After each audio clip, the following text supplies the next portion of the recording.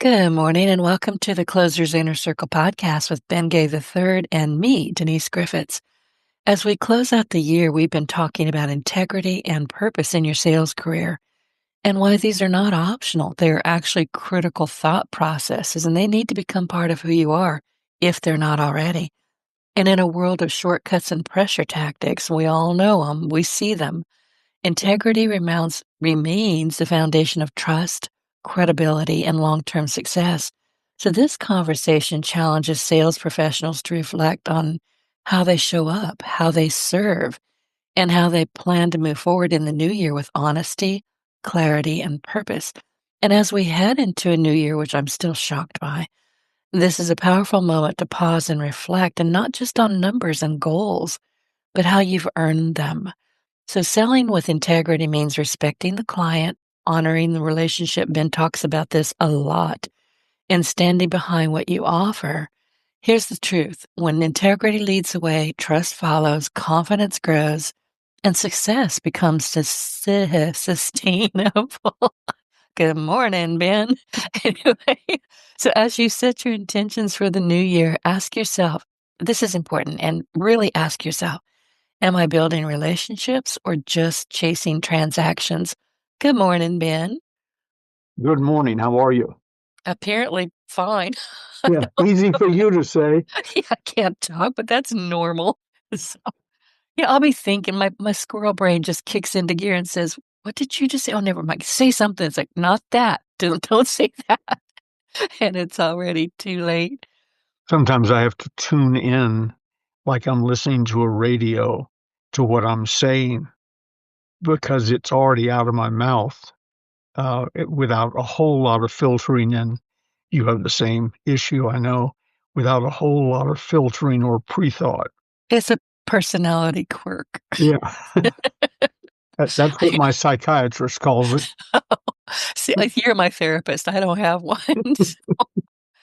But I wanted to mention, at the end of that, I started to say, and I tripped over my own tongue, because when integrity is non-negotiable, everything else falls into place. And you are, you know, the person that I listen to about that. I mean, you have taught that for most of your career.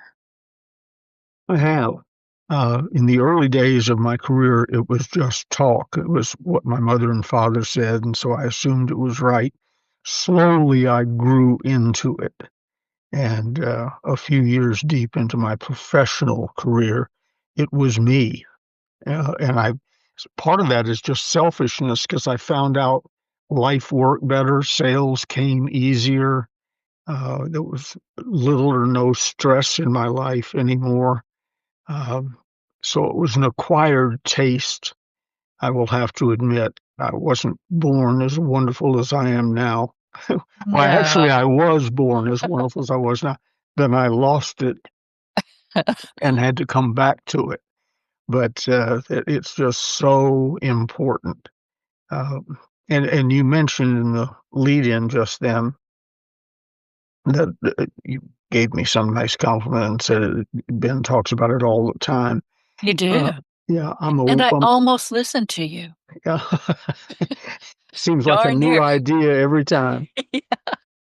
Well, it reminded me of Mike Ferry. I haven't heard his name in a long time. I hope he's still with us, but he was a speaker and a motivator and so on. And he used to tell the story. And the reason I'm saying this is I'm aware I do a lot of podcasts. This is my favorite and most regular one, but I do other guest appearances and so on.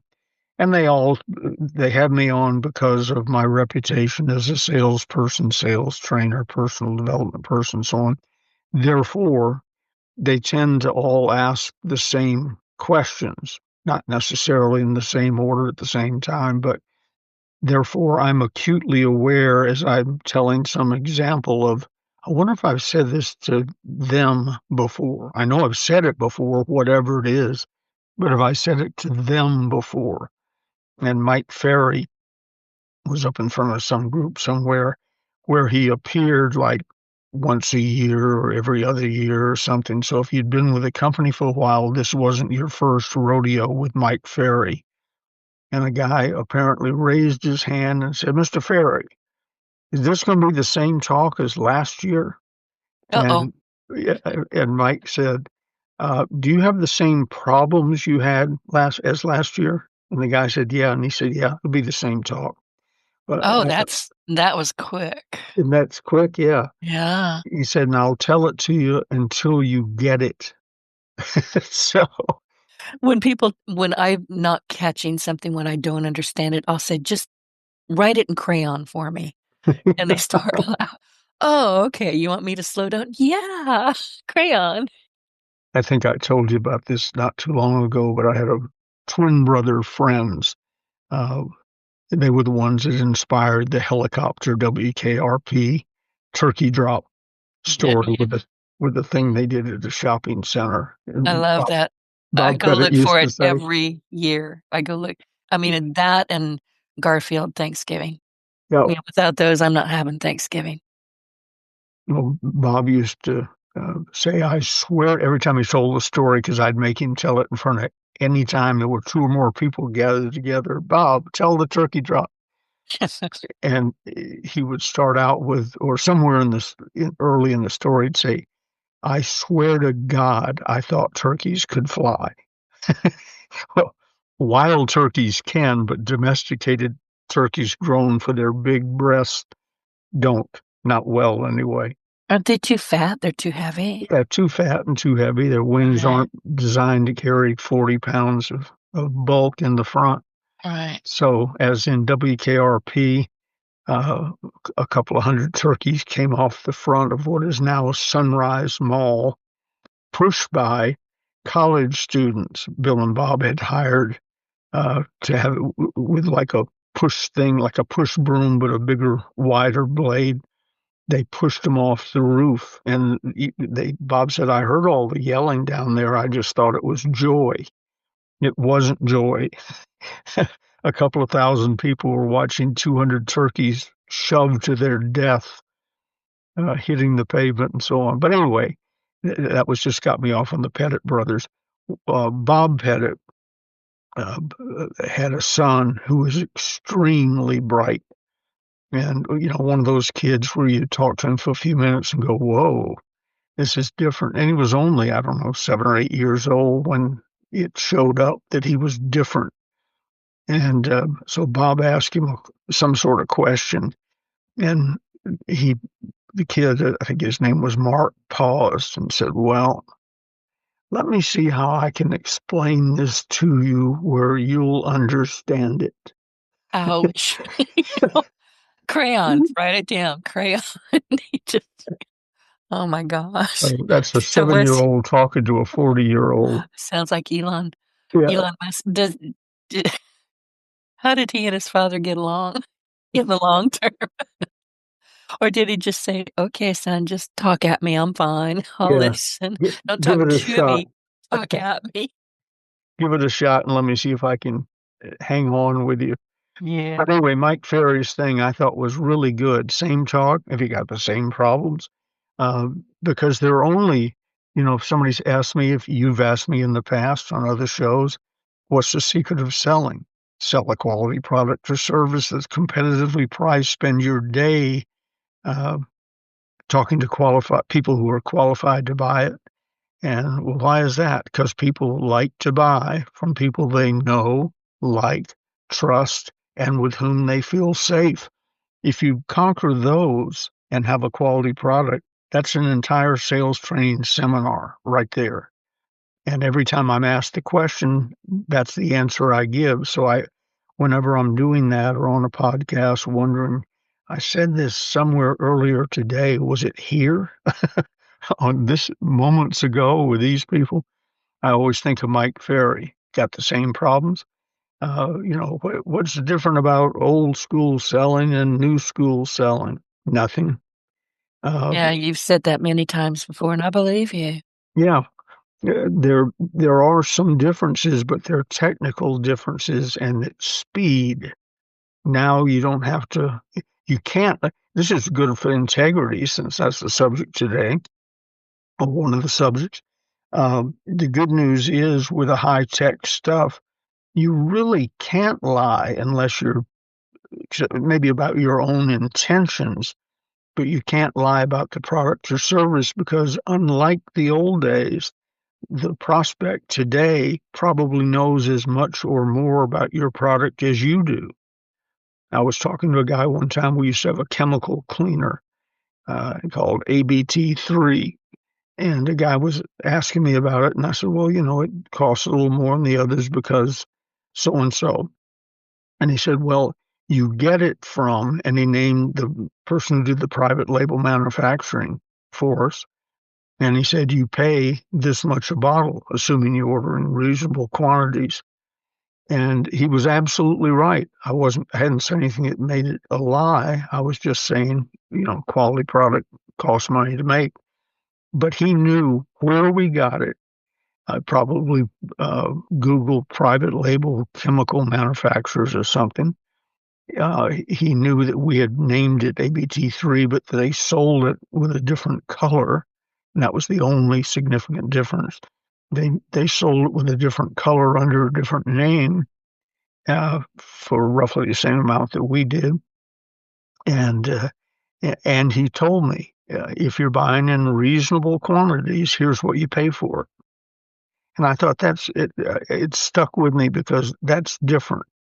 In the old days, and I repeat, the old days are the same as the new days, except for technology. The customer had no idea where you got it, or what you paid for it, or how it stacked, or if it got 5-star ratings or no star ratings, and so on. That's all new. But what you're selling today is what you were selling before. That you, the salesperson, are a person of class, quality, and substance, and that you will deal straight with them. You be straight with them, they be straight with you. And so people who say, oh, it's terrible out there selling now, they know as much about the product as I do. And my attitude is, no, that saves time. It's not a bad thing. No. We already know, like, I have a refrigerator that I should have never bought. It's gorgeous. It's big. It's roomy. It's a piece of junk. It's just Looked good on the floor, though, didn't it? yeah. I mean, that one, and finally, LG. It's an LG. I'll just tell you right now, don't buy one of those things. And I finally got so insistent that this was a piece of junk that they gave me my money back. They replaced everything in it, including the ice maker, which didn't need to be replaced because they didn't want to hear my voice again. Seriously, they Yeah, didn't. I was going to say I wouldn't want to have sold you a bad product in a small town. No, and it's a bad product. And then I made them pay for the groceries that, went bad. And it wasn't from a hurricane. It was because the machine kept stopping. After all of that, I got my money back. They paid me for spoiled food. Now it works. I'm knocking on my head. I'm knocking on wood. But we do, and that's part of I'm trying to help you. Don't buy an LG of any description. And we're talking about word of mouth, but what you were talking about earlier, and I mentioned it, I think, in the green room. If I said it here already, just my brain is not functioning today, or most days. But what I was telling you in the green room was clients and customers really want to know that they're being heard and listened to and paid attention to, even if it's just a one-time transaction. They're never going to forget you. Yep, absolutely. And I don't know if the figure was right, but in the advertising business, they've always said that a happy customer will tell 3 or 4 people about their positive experience. An unhappy customer, someone came up with a statistic, will tell 17 people. Right. So you don't want someone, and of course, you would be an exception. I would not want you as an enemy in a small town. No, I just told millions of people don't buy LG refrigerators. If you do, don't come crying to me because I warned you. They're junk. But when they fix it right and apologize and make you whole again, that makes you a fan because what they expect is what the customer expects is a fight to the death, Right. and it sounds like they elongated it even longer than they should have. Maybe they thought they really could fix it. But After the fifth time, no. The third time should have warned them. Yeah, that would be a pretty good measurement. Yeah. But the customer does, to quote you, the customer wants to feel that they are being not only heard physically, but listened to, which is a different thing altogether. And I've got, understood. You yeah, don't want somebody to say, well, our department over here doesn't have the parts. Find them. They really didn't like me towards the end. Can't say I blame them. I didn't like me either. But I wasn't I wasn't going to take this lying down. yeah, I've told you this story probably. I had an old friend named Nick Giamopoli, Greek, and No, he's not Amish, really? I was, he may be. He's gone now, so I can't ask him. But I I always thought, should have turned my sarcasm meter up a bit. yeah, Yeah. but he was famous. People would come from all over the area, or if they were in San Rafael, Marin County, where I lived at the time, they would walk in. I've seen them do it, walk in, and he'd say, "How may I help you? I'm just here to see the sign."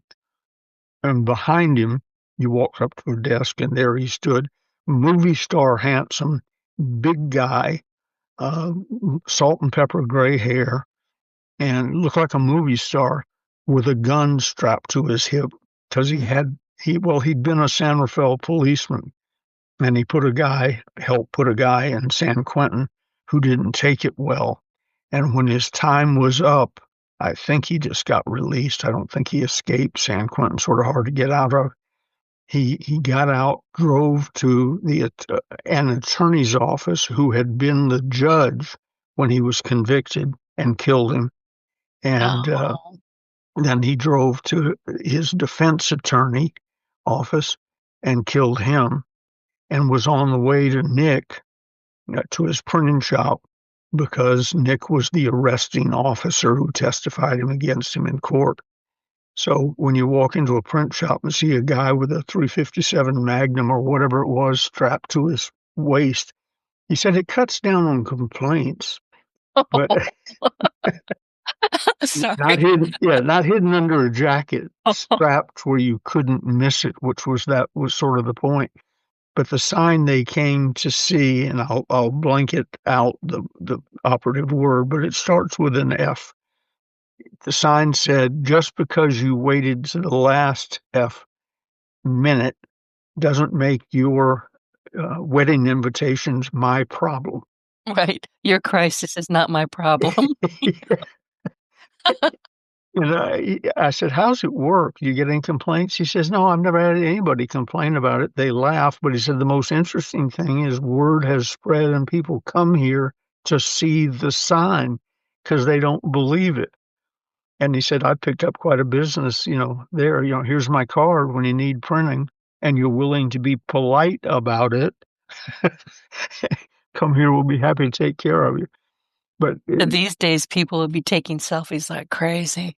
yeah, yeah, that was before the proliferation of cameras. But people want to be heard, listened to, and as you said, understood, as you just added to it. That is so true. And if, again, one of those subtleties, if you can master that, if you're a person of class, quality, and substance, with the ability to tastefully project it, not, "Hi, I'm a person of class, quality, and substance. What do you think about that?" Let them discover it by your actions. And I didn't used to be a particularly good listener. I listened to respond. I didn't listen to understand, learn, and so on. I was cocked and ready. As soon as you quit talking, I already have the answer to what you just said. I've now become a professional listener, eye contact, listening. And it's really funny because it unnerves some people. I've had people say, "Is there something wrong?" I said, No, I'm doing something haven't experienced recently. I'm listening to you." Or, in a casual conversation, letting them finish and listen, because you learn, and in selling, you learn what they need to hear to make a purchase from you. So And listening, often, you and I have talked about this, Ben. Oftentimes, if you just sit back and listen, maybe take some notes, notes are good, and you let them just kinda start they get to the point where they're repeating themselves and rambling. They're talking themselves into it, and you just have to hear that. Yep. And, if you take notes, which I always do, ask permission. Mhm. Do you mind if I take notes as we go along? I don't wanna forget anything you said." And, they always agree, and now you've heightened the listening experience. Even if your notes are drawing little ducks or something, they know you're paying attention, you're taking notes, that, you care. And that's, again, one of those, "Well, that's nice, but tell me a tricky close." Well, I'm famous for being a good closer, but people don't know frequently, if they don't listen, how I got to be a good closer. I'm a good opener. That's the book ought to be called The Openers instead of The Closers. I'm a good opener. I'm a good listener. I've laid out my presentation. I don't make it up as I go along. Some people would think this sounds uh, insincere, but I operate on scripts. But it's not, "Hi, I'm Ben Gay. Here's my script, blah, blah, blah, blah, blah, blah."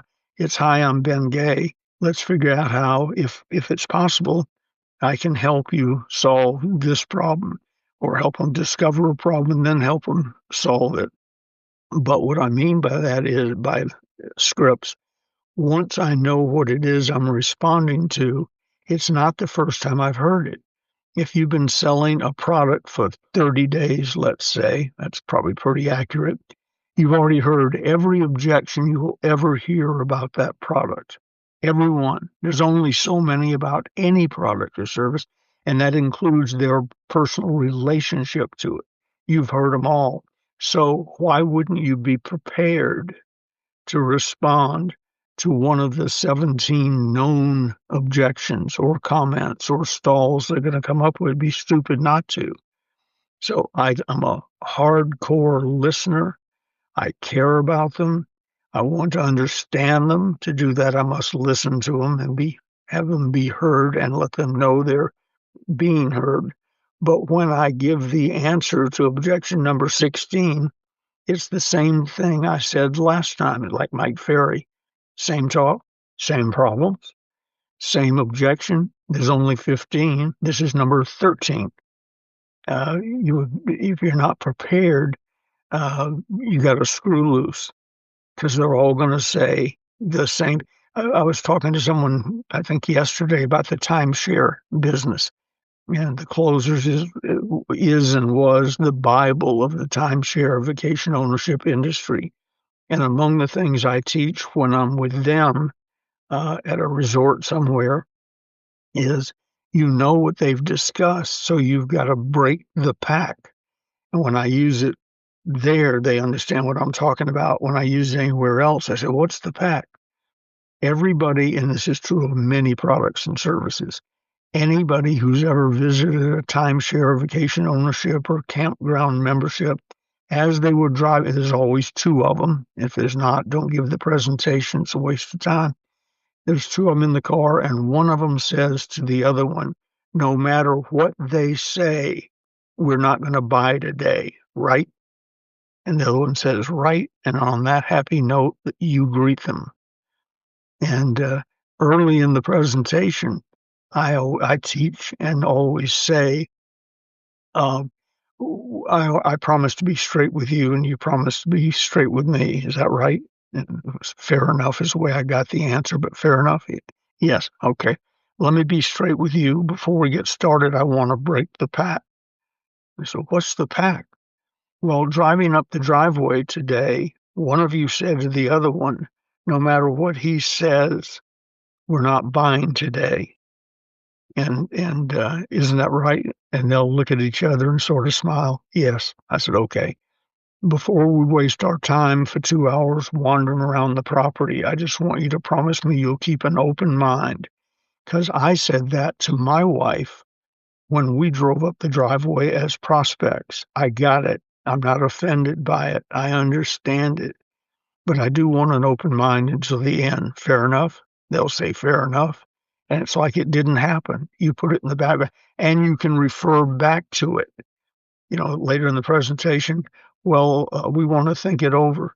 Well, before you leave here, I will have answered every conceivable question.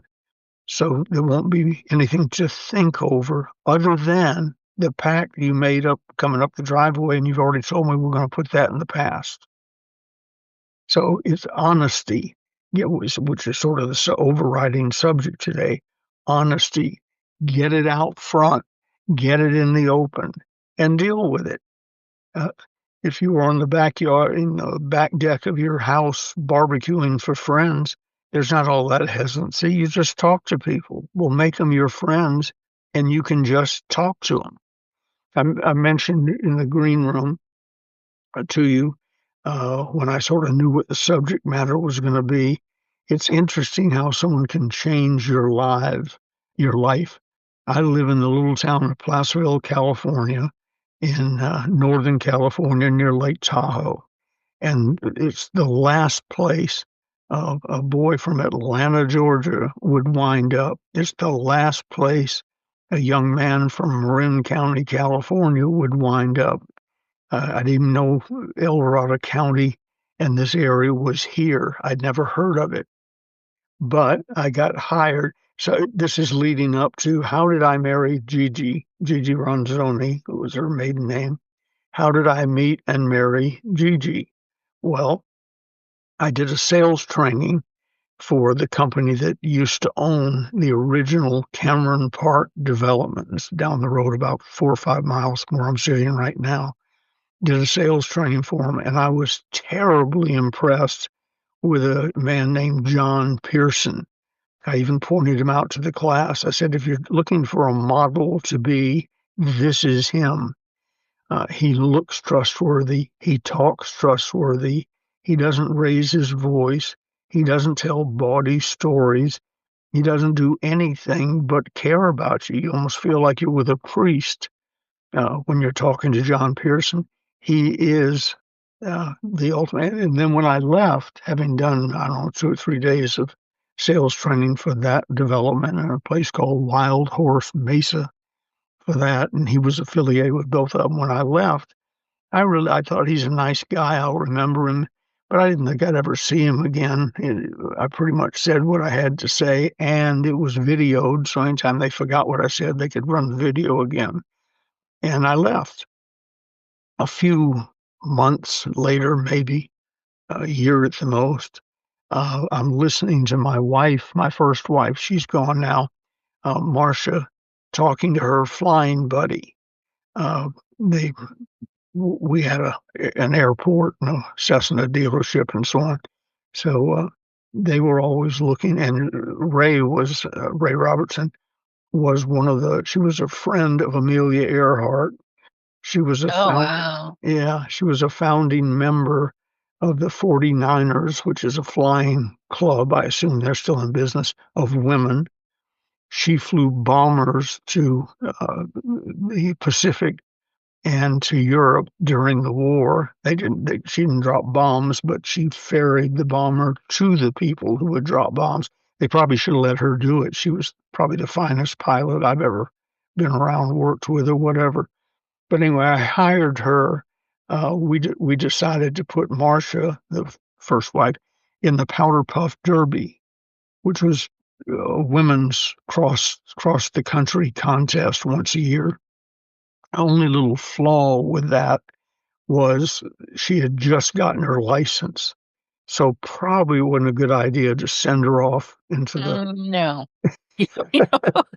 I'm gonna agree with you on that one. Yeah, it was from Latrobe, Pennsylvania to somewhere in Southern California. Needless to say, she would not have made it. So I ran an ad, got a lady to answer. It was Ray Robertson. I'm looking for an experienced pilot. Well, Ray'd been in the Powder Puff Derby 15 or 20 times. So she answered immediately and said, I'm your woman. Just buy us an airplane, and which I did, and tell me what she looks like. I mean, she was ready to go. Special person. So anyway, Ray and my wife are talking one day about where they were going to go to eat once, 2 or 3 times a month. they'd get in the plane and fly to somewhere interesting just to eat at the airport or see the local sites and so on. It gave them an excuse to fly. And I said, here's an idea. Cameron Park, where John Pearson worked, is a fly-in community, meaning the main street in the development is like 5 lanes wide because it's also a runway. You can land and take off on it. The houses on that street don't have a garage on the side, they have a hangar on the side. So you fly into the community and do your business or go to bed. And then in the morning, if you got to go somewhere, you fly out. It's really unique. There aren't many of them in the country, and this, I think, was among the first of the flying communities. So I said to them, go up to Cameron Park. I've got a great guy up there who will meet you, show you around. His name is John Pearson, great guy, and so on. So they agreed to do it. I called John.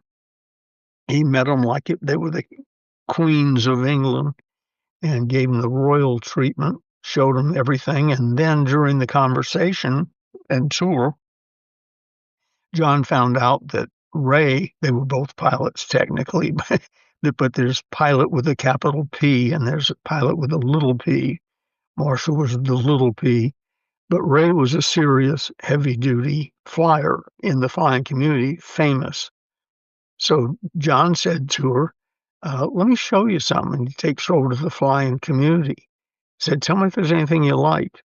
And she looked at all the houses and all, and drove past them. She said, they're all lovely, but I don't see exactly what I would want. And he said, well, then I've got that for you too. And he took her down to the end of Boeing Drive and showed her a vacant lot. And Boeing Drive is the land in the street, part of Cameron Park. He said, there you can build whatever you want. And she bought the property before. She didn't talk to her husband or any who had to build the house. Didn't talk to her husband, bought it on the spot. Fast forward a couple of years, they're settled in. They got a beautiful house, got the hangar on the side. We would drive up and see them from time to time. I didn't trust Marcia to fly us up, but we would drive up and visit with them, and they were just happier than a couple could be. And then we fell on some hard times. I told you I drove into this town in a borrowed Mercury Bobcat with And a nickel. $5, yeah, or a nickel or something. I knew it was With five. a nickel in my pocket. Oh, geez. The tour of the toll at the Carquinez Bridge was 45 cents. I left Marin County with 50 cents. They got all but a nickel of it. So I decided I've got to find a partner and start a new business. And my mother said, have you thought about getting a job? I said, no, it never crossed my mind. So we started the National Communication Center and began the 800 toll-free call center industry. The first one anywhere in the world was right here in this community. And but before that, there were 2 or 3 places I had in mind. And I said to Marcia, you've been through enough, so you pick the place we go. I can build this business anywhere. She said, I want to be by Ray. And Ray was here because of John Pearson and the tour he had given them a couple of years before that. So we decided to start the business here, Placerville, Cameron Park. And that goes back to John Pearson because he was honest, loyal. You wanted to be his friend. You trusted him completely, etc. And started the business, and it had a wonderful run, and it's created an industry that is now, it's changed, but it's now everywhere. But it was started here because of one salesperson who was nice to me during a sales training session. And then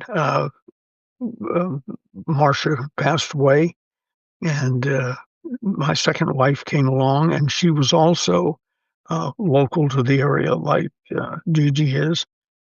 So that kept me here. I was sort of ready to go, sell the business and move on. But because of John Pearson, we stayed.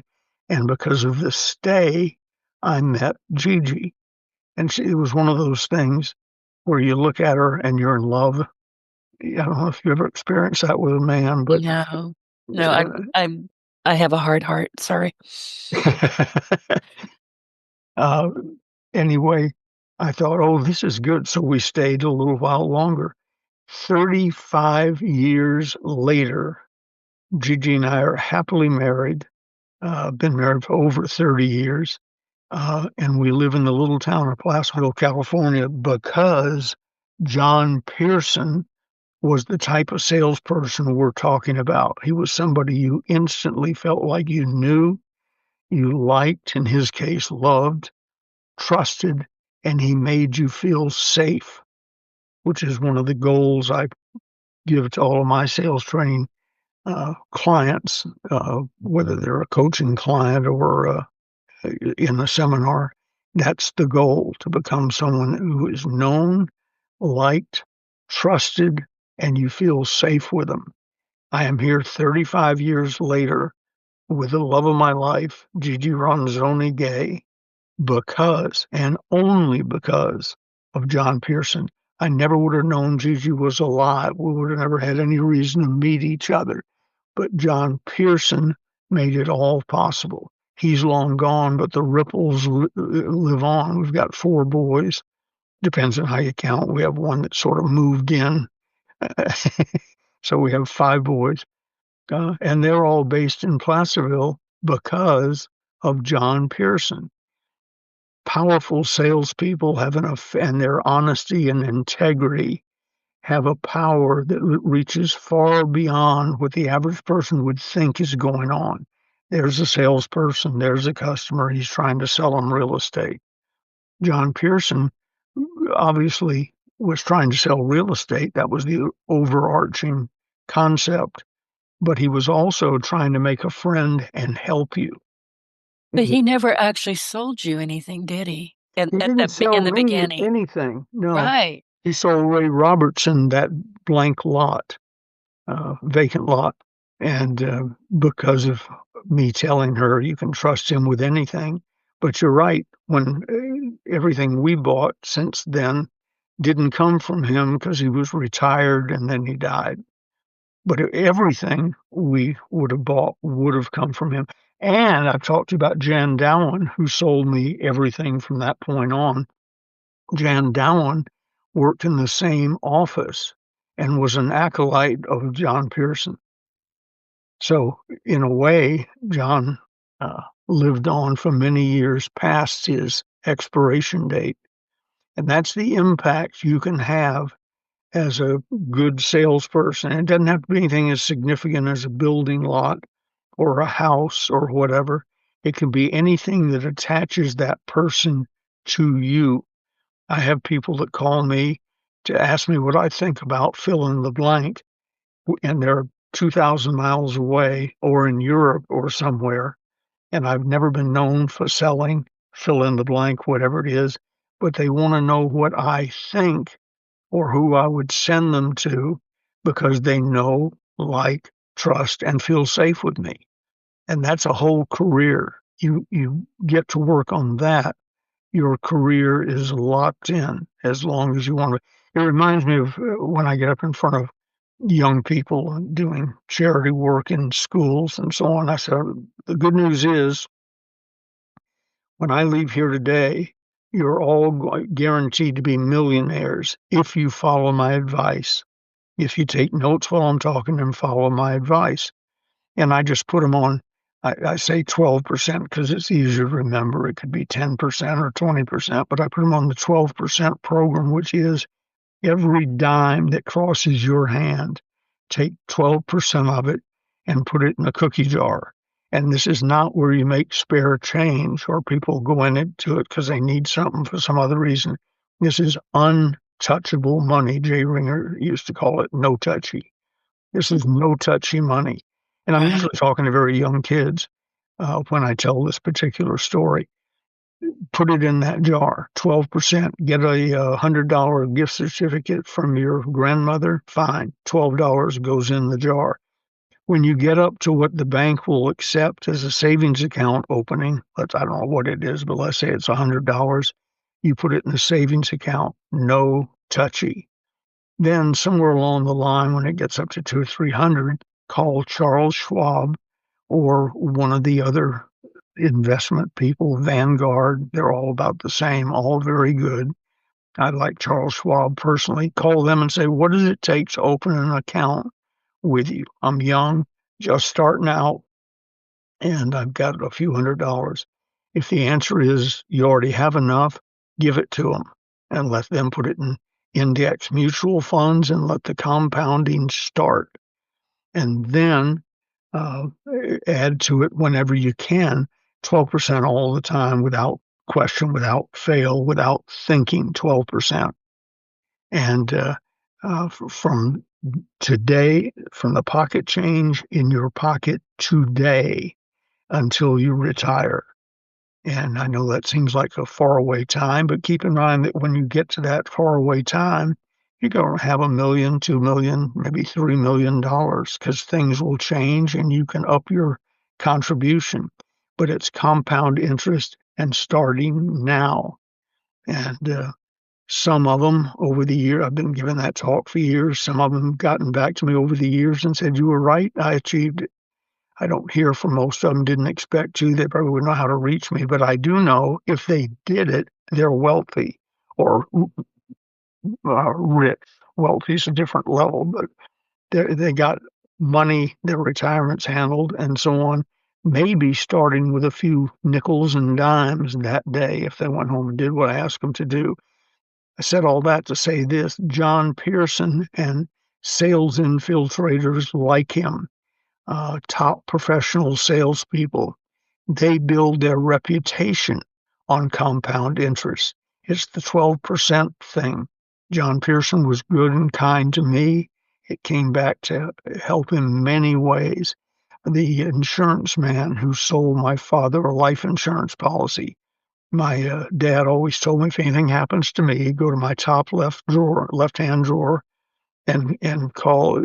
I don't have his permission to give out his name, and he may not be with us anymore, but call so and so. There's a list of instructions there, and he will guide you through the thing. So I did, called him. He met me at the funeral home, helped pick out my father's suit at home that he would wear, handled all of the unpleasant, uncomfortable things that go with having a dead person on your hands, everything. And then he said, now I'll get the insurance companies, give me the list, because on that list were insurance companies. He was with Massachusetts Mutual. And he said, and I'll get that handled. Well, a couple of weeks went by and he called, how's everything going? And I said, Dick, everything's fine, but I never got a check from Massachusetts. Massachusetts. I was born there and I can't say it. From Mass Mutual. And he said, oh, your father didn't have a policy with us anymore. I said, why? And he said, well, your sister, you grew up, moved away and did well. Your sister grew up, got married, did well. He didn't need that much insurance. So of the ones he had, that's the one I canceled. I said, you've been running around holding my hand for a week or 10 days, and you never mentioned that? He said, when I sold your father the first policy, I told him to put a note in his left-hand drawer that he could tell you and your mother and everybody about, with my name at the top, my phone number, and to call me first, and then add to that note, that list, things that happen of significance. You bought this property, you sold that property, you did this, you did that. And so you did what I told him to do years ago, and I did what I promised him I would do when I sold him the policy. Well, he used to laugh with me. He was already in the $1 million club and all those things because he was a top producer. He said, Ben, I would be in all of the $1 million clubs just with you. And I said, well, he didn't have a policy. He said, no, you've traveled all over the English speaking world telling the story of me and your father. You've And told it on this podcast a few times. okay, well, there you go.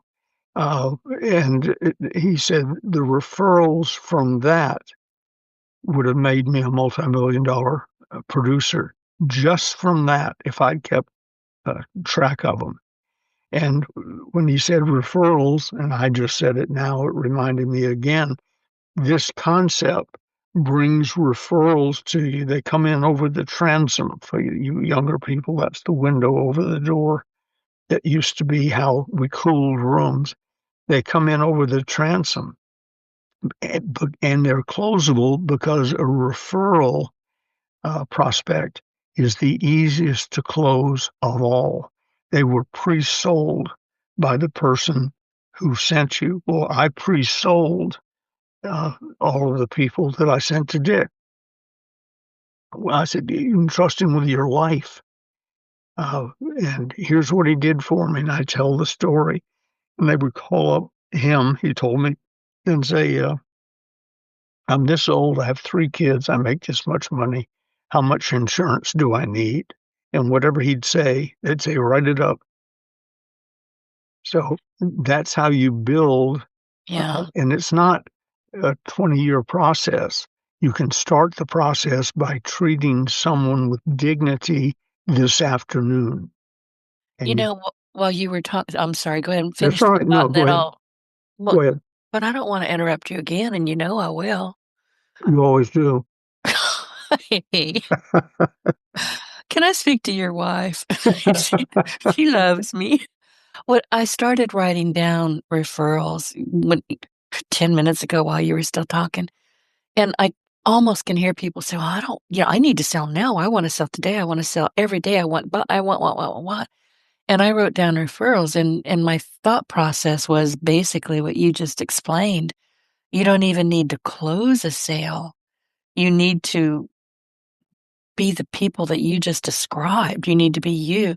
Listen, I can't tell you how many times I've either said, "No, I'm not a good fit, but let me send you somewhere else," Mm-hmm. or they just weren't ready or couldn't afford it, whatever it was.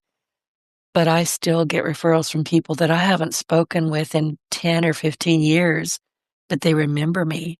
And when they know somebody that needs a website or wants to come on a podcast, call Denise Griffitts. Absolutely. That's how you do it. I'm fond of bragging about my 86% closing rate. I don't know where it is now, but it's within a point or two of that, has been for years.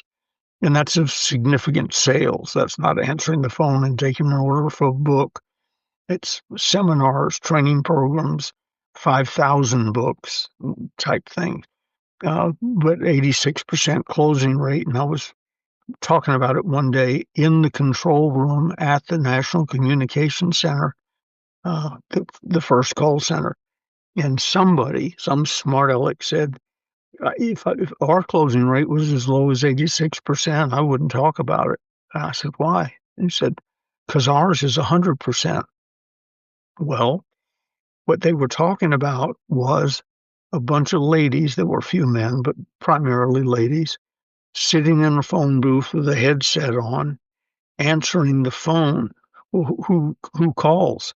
Somebody who saw an ad, heard a commercial, had a friend refer them or what have you about one of our clients' products. We had about 1,500 corporate clients at any given time. We were taking 86,000 calls a day on the average, and they all called because someone, an ad, commercial, referral, somebody said to them, this is where you go to get whatever. And it came from a trusted source, their friend. So their closing rate was 100%. And then the only differential between a really great operator and a mediocre one was the upsells. If you call to buy I'll use an old example, you call to buy a Teflon fry pan because you saw an ad, that was a lay down sale, 100% closing rate. The difference came, did they pay extra for the lid? Did they pay extra for the spatula? Did they pay extra for the towel set that comes with it, et cetera, et cetera? So they turned a $19 sale into a $50 or $60 sale. Those were the superstars. But it all started out with a 100% closing rate because they were referrals, pre-sold by someone or something. And the people listening to us today need to start immediately, today, laying the groundwork for that referral business. Denise, I haven't run an ad for one of our products or services in over 30 years. And say some people would say that's stupid. You think what you could do. Well, I'm already doing about all I want to do. Mm-hmm. So I really, I'm forever getting emails. We'll get you 200 new coaching prospects uh, every 30 days. I don't want 200 coaching prospects every 30 days. I couldn't do them justice. I don't have time. I don't have the energy and so on. So I let our coaching clients tell their friends. You want somebody who will jack up your business and double or triple your sales? Call Ben Gay, 800, blah, blah, blah. Right, right. And so that's been we haven't run an ad for the closers books. We mention them on eBay and, you know, various things that I can type up in 10 seconds for free. But we haven't run an ad. We used to run full page ads in dozens of magazines, Entrepreneur, Success, Salesman's Opportunity, Wall Street Journal, full page ads in dozens of publications. And we sold 10.5 million books when we quit counting 30 years ago. But we quit doing that, phased it out. Sales stayed up. They're not, frankly, what they used to be, but they're free. One person tells another person tells another person. You know, I have a thing called sudden service. We ship, if the order's here by 2, we ship it that day, Monday through Saturday. The only day we don't ship is on Sunday and national holidays. And the other day, a guy called in. He was on the East Coast in the Atlanta area. So he was 3 hours ahead of us. When he called, it was it was a little over, a few minutes over our 2 o'clock cutoff. And he ordered a significant number of books. He said, when will I get them? I said, I have no way of guaranteeing when you go get them, but we'll turn them into the post office today. It was about 5 o'clock, probably closing time for him, his time.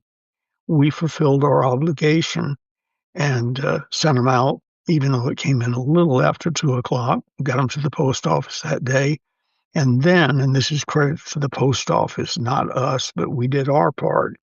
They were delivered to him right at closing time the next day, probably after closing time because he ordered on a Friday and this was Saturday. And I really didn't think they would be there until Monday. But I didn't say that. I just left it unsaid. We will send them to your priority mail today. He got the books in less than 24 hours, and he has told everybody. He said Right. they call it sudden service. It's instant service.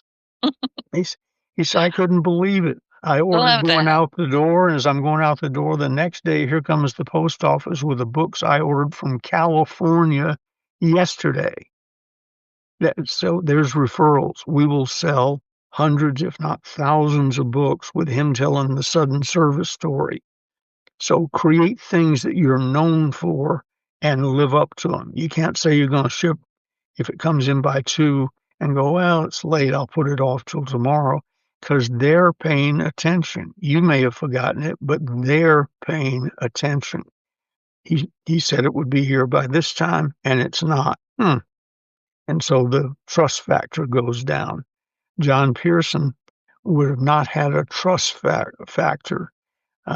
He was so good at what he did. If he said, buy this, you bought it. And I do something similar, and it's not a moneymaker for me at all, but my Monday and Friday podcast is Your Partner in Success Radio. By the way, it turns 18 years old in a couple weeks. I'm going to throw it a ball or take it driving or drinking or something. I don't know what I'm going to At do. least get it a beer. That's what I'm thinking. You put a beer out in front of the microphone and say, have at it. Knock yourself out. But when I do, and I do this all the time, and I'm still shocked, Ben, by people's reaction to it. And this is a two-part thing. I always call my guests afterwards if I can. Sometimes they're running to another meeting. I've had people, call in a car. So if, they're in a car, I'm not going to make them talk to me. That's just a no-no. But I'll call them and say, "Listen, thank you." Sometimes I'll say, "Can you come back?" And I always assure them that unless there are some, techie breakdowns, which can happen every once in a while, happened to us a few weeks ago, um, it'll be out that day, and they're like, "Really? That's unheard of." Most people are saying, "I'm told it'll be 6 to 7 weeks." No, it's going out this afternoon, and it goes out, I send them the links, I send them the show graphics, and I ask them to go leave me a and I always say, "I want you to go to my podcast website, I want you to go to Apple and leave me a glowing review." Then they do, because I Mhm. promised it and I delivered. That's how you build one of those amazing businesses that people say, Right, "He's right. so lucky." As the guy said, we were out selling, I told you this, I'm sure, pre-need funeral services. I was writing their scripts and testing to see if they worked, and this guy, I was asked if he could ride along and perhaps learn something. I said, "Yeah, as long as he shuts up. I don't need any help." And we got in the car. I think we were gonna run 5 leads. And he gets in the car and he said, "I'm really looking forward to this." I said, "Well, I'm looking forward to your silence. Don't you say, other than hi, glad to meet you,' as we go into their homes. You don't say anything unless I look directly at you and ask a question. Then you say yes or no. Trust me, I'm not going to ask you any question you can't answer with a yes or no." And he says, "Got it." So we call on 5, sold 4 instantly. I think one need to move some money around, but we got all 5. As we're leaving, in the car, going back to the office, he says, "Mr. Gay, today was so great, 100% closing rate. I would have learned a whole lot more if they hadn't all been lay down sales." So I pulled over the side of the road and I said, "Son, same 5 people, anybody else in your office would not have gotten all 5. You wouldn't have gotten 2 of them. Not one was a lay down sale except for my experience and my ability to project that I'm a person of class, quality, and substance, that I'm selling a quality product or service that is competitively priced, uh, and they're qualified to buy it, or I wouldn't sell it to them." And you and I have talked about that. There are people I have refused to sell to. Yeah, you and me both. Yeah, because they didn't need it. For them, it was more than they could afford or whatever. And I'm not out just to make a sale to make a sale. So trust. I have a note I made while we were talking. Dick DeFano was a guy's name who sold cookware when I was a young assistant buyer at Macy's in Atlanta, called Davison's, but it was Macy's. And I didn't know what I was doing. And he knew I didn't know what I was doing. And he was probably 15 years older than I was. I was barely old enough to sign a purchase order legally. And he said, "I'm going to make this easier for you. Um, Here's what I'll do. This is what I do all day long. I sell cookware. I know what sells. I know what moves through. I know what it should be priced at.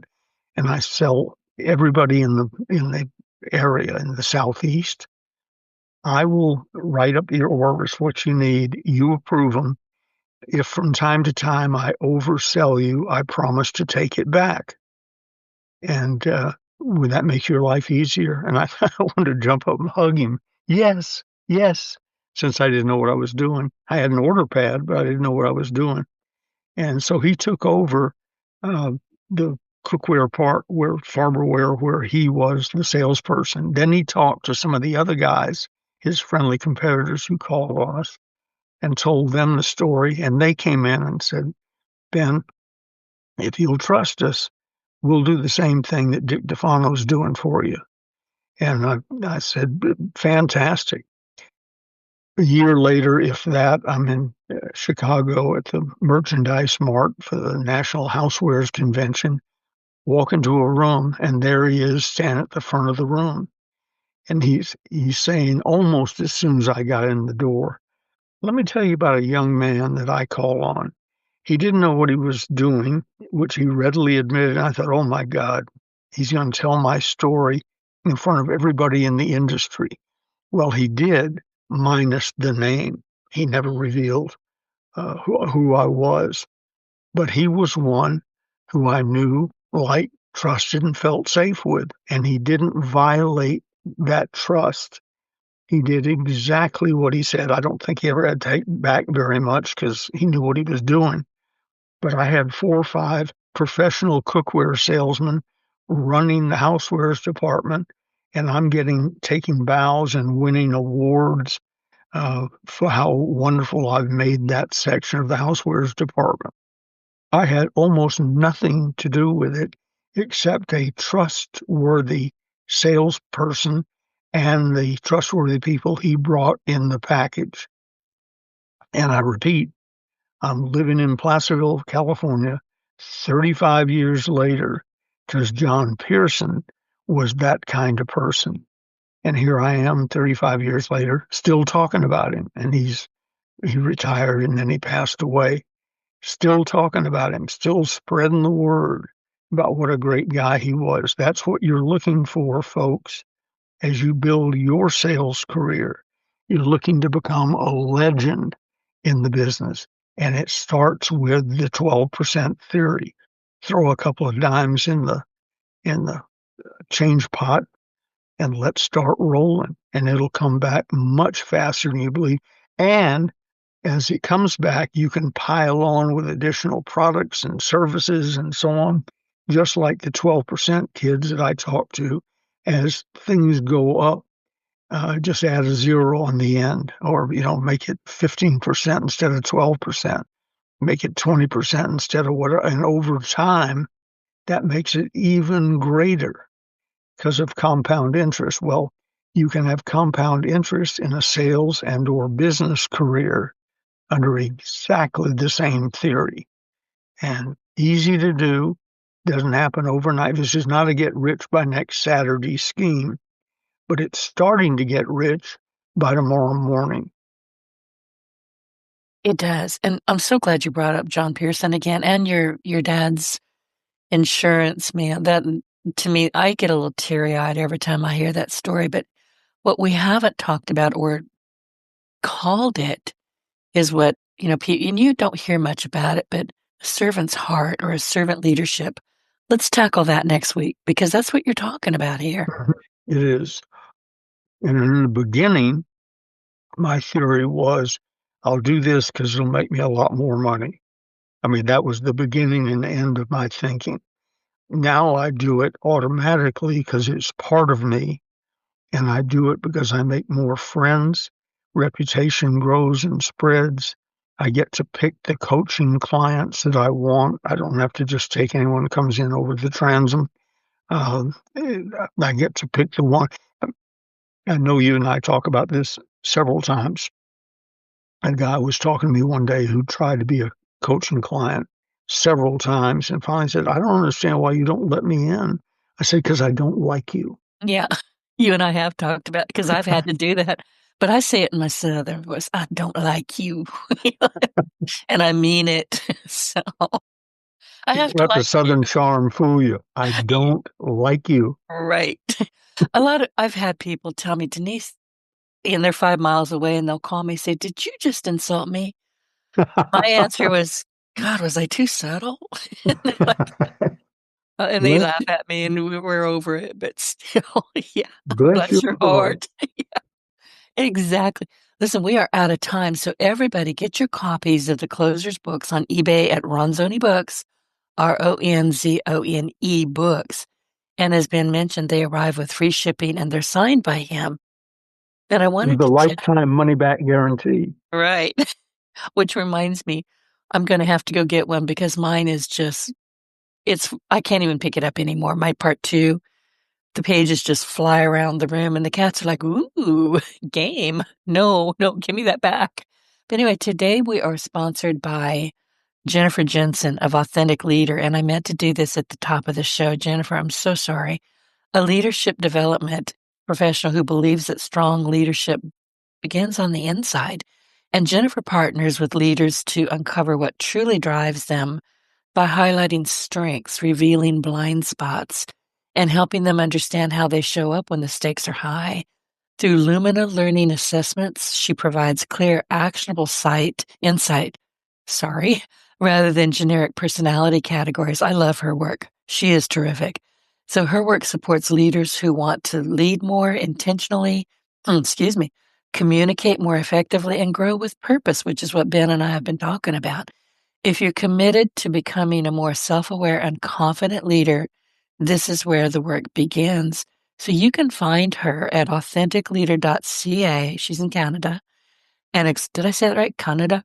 And explore how Jennifer Jensen and Lumina Learning can support your leadership journey. Ben, thank you. I'm looking forward to next week. We'll talk about servant leadership and We will. referrals. I mean, I'd like to go back to that because it is so important. And I could almost hear some of our audience going, but I want to sell now. I need to sell. I've got Christmas cards to buy. Yeah. This is another way to take care of that down the road. So we'll get back into that next week. And to make up to Jennifer a little bit, let's promise to make her the opening next time. I know it's my fault, and I will do that. It is your fault, but Oh, you couldn't take a breath before no, you. but let's open with her next time so we're back to even. Absolutely. Thank you, Jennifer, for your patience. Again, Jennifer Jensen of Authentic Leader. She is really, I love her. We get on the phone and we start chatting and we just have too good a time. Pretty soon we're saying, I've got to go back to work. So you will really like her. Okay, Ben, next week. Oh, and let's see, I think that's Christmas week, isn't it? Christmas Eve. Yeah, we'll be on the show talking about servant leadership. Perfect for Christmas Eve. All right, I will see you next week and tell Gigi hi. All right. Bless you. We love you. Love you too. Bye.